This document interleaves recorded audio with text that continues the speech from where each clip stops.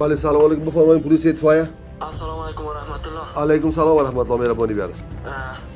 مدیر اطفائیه است؟ بفرمایید. در سایه ریشخور سایه حوزه هفتم پهلوی تانگیتی همینجا کدام خانه در گرفته به اطفائیه ضرورت داشتیم. اسم مبارک شما؟ عبدالخالق. عبدالخالق خان، شما تلفنتون قطع کنیم، ما دوباره براتون زنگ میزنیم. چتک نعمت چتک. چتک میشه مربوطات حوزه هفت امنیتی ریشخور جوار تانک تیل. حریق است، خواهید استقامت. السلام علیکم و رحمت الله. علیکم سلام، با عبدالخالق خان صحبت میکنم. بله مهربانی. اطلاع حریق شما داده بودین پالی تانک تیل در ریشخور؟ درست سایه حوزه هفت است. شما در سر سگ برای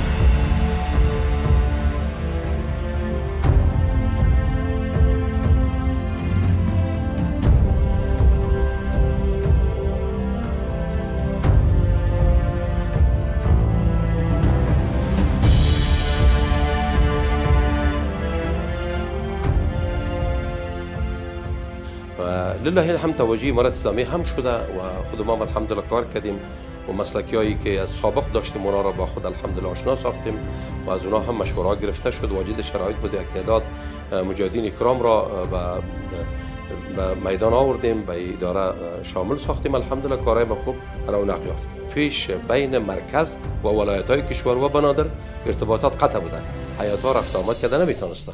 لله الحمد بعد از فتح فیروزی امارت اسلامی افغانستان، چون که یک امیر، یک مسیر و یک اداره واحد است به کل افغانستان و سفرها ما کردیم تماما ولایات و تماما بنادر و ولسوالی‌ها، کارمندای خدا دیدیم، مراکز خدا دیدیم و اونجا الحمدلله فعال هستند و موتورای اطفائیوی، اجناس و یعنی اسباب نجات و مجادله و اسباب عملیات ها دارن.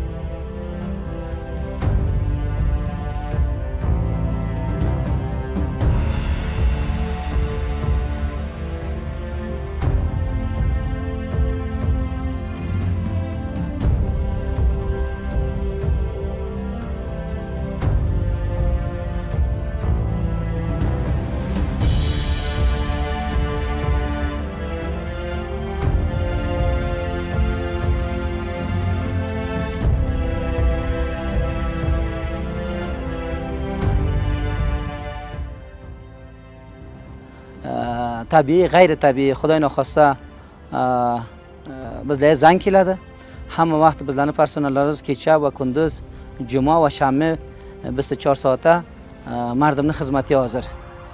خدای نخواسته برطرف نگر بر زنگ کلگیده بسه، آتش سوزلی بسه و مشکلات طبیعی غیر طبیعی بزله 24 ساعت پرسنل روز بنن مردم خدمتی آمده.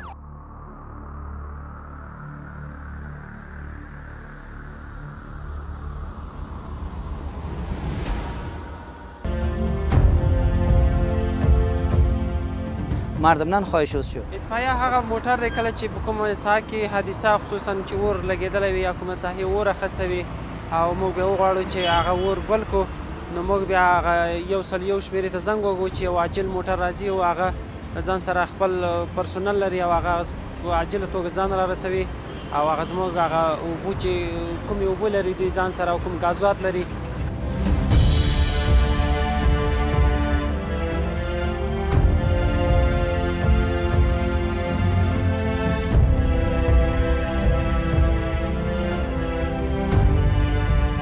اته فعال سټیشنونه لري او یو یونټ پرمټ باندې چې تقریبا 240 نفرو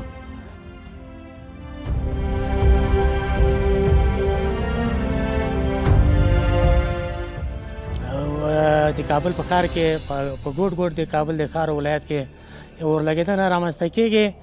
د موږ د ساحوي مرکزي سټیشنو ته کله چې زنګ راځي دوباره موږ مرکز کې او ساحوي سټیشنو کې د سوق ادارې مرکزونه لرو. د موږ عاجل نمبرونه هم هیوادوالو ته موږ د تبلیغ او ترویج له مسؤلینو لخوا نه توجیه شوي دي. موږ ته هدایت راکول کېږي او مطابق د هدایت موږ کره او دقیق معلومات اخلو او عاجلا اقدام کوو. ریاست رزگی وادی سوایسوایا یک کتله اولون مافیا و خدماتی است که طور 24 ساعته در سطح کشور ما به تمام هموطنان تامین امنیت اطفایی میکنیم و در ارتباط او خدا نخواسته در صورت بروز واقعات طبیعی و غیر طبیعی مثل سیلاب، مثل لغزش زمین، مثل جا افتادگی، غرق شدگی در آب ما با کمک هموطنان میشتابیم و امرایشان مدد و یاری میکنیم. ما از تمام هموطنان اظهار سپاس و تشکر میکنم که فرهنگ ایرا پیدا کردن که در صورتی که حریق میشه این در موقع به اطفائیه تلفن میکنن که حریق است. اینطور میکنن که اول کوشش بکنن که ما اینا خاموش میکنیم. روی هم رفته که حریق انتشار بگه باز برای ما تلفن نمیکنن. خب از که حال هموطنان بودم شروع وقت برای ما اطلاع میتن. او ایده از هموطنان ما که برای ما در تلفن مزاحمت میکنن. اما قدر فکر بکنن که اگر خانه همشیریش در گرفته باشه، اگر خانه برادرش در گرفته باشه، خانه خسروش در گرفته باشه، خانه خسروبرش در گرفته باشه، مسجد شریف در گرفته باشه، یک طفل پاک 4 ساله در بین لمبای آتش میسوزه، چی قصد میکنه با او به اطفای ضرورت داره و دوباره او بر مزاحمت میکنه. دیگه از این فکر میکنم که گناه عظیمی دیگه نخواهد وجود داشته باشه. پلیس اطفائیه به گونه فعال شده که ما هر جای دیدیم که کدام جایی که آتش سوزی رخ میده بالفعل به اسرع وقت پرسنل ریاست رسیدگی با حوادث اطفای وزارت امور داخلی امارات اسلامی افغانستان به اسرع وقت به زودترین فرصت میرن و آتش مهار میکنن. از هموطنان خود خواهش میکنیم، از باشندگان کابل، از باشندگان تمام افغانستان خواهش میکنیم که هر جایی که آتش سوزی رخ میده عاجل کده به شماره 101 پلیس با شماره 101 عاجل اطفایی پلیس خبر بدن. اگر اطفایه در صورتی که مصروف بوده با شماره 119 پلیس زنگ بزنن. اگر هو هم نبود با شماره 100 پلیس قماندانی امنیه کابل به اسرع وقت